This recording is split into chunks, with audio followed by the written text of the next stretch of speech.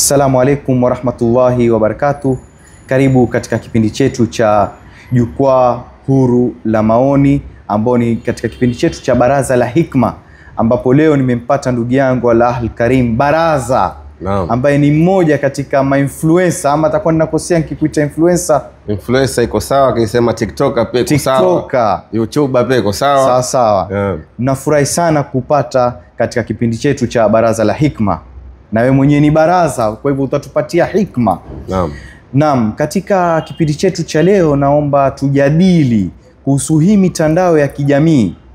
Je, wewe kama baraza umefaidika na nini katika huu mtandao hususan wa TikTok?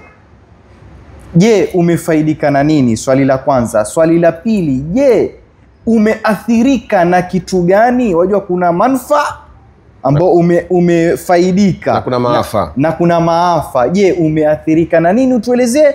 Na umeathirika na nini? Faida na athari. Hilo ni la kwanza. La pili, je, waona kuna hatari gani katika mtandao huu wa TikTok? Manake umekuja kwa kasi na kuna mambo mengi. Karibu ndugu yangu baraza. Naam, nashukuru sana ndugu yangu Abdurazak. Naam. Kwa sababu unajua mtandao wa TikTok, naam, kusema la kweli ni mtandao ambao umekuja na kasi mno. Kama vile corona. Tayib. Unaona? Tayib. Unaona corona ilikuja na kasi mno, ikaua watu, imekuja na full force. Ndio. Lakini sasa huu mtandao ni wa China. Ndio. Na lengo lao wa China ni kufanya biashara. Ndio. Unaona?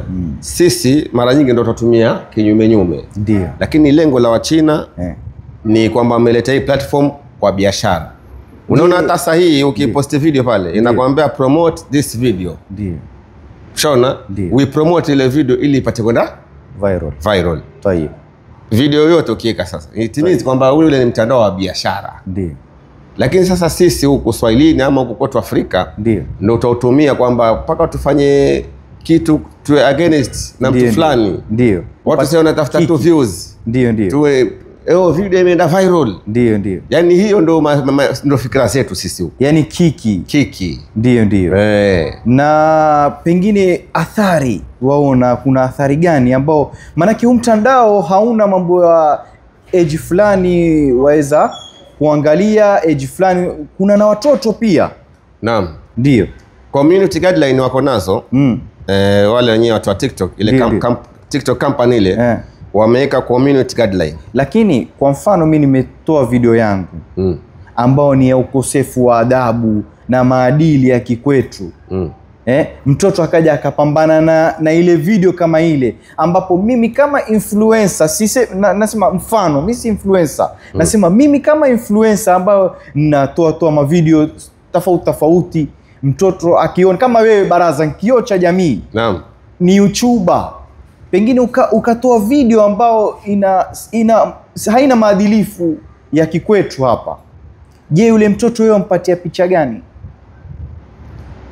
Kiukweli hilo ndio swala ambalo kwamba linatakaniwa sisi ambao watu wa kutumia media tulizingatia.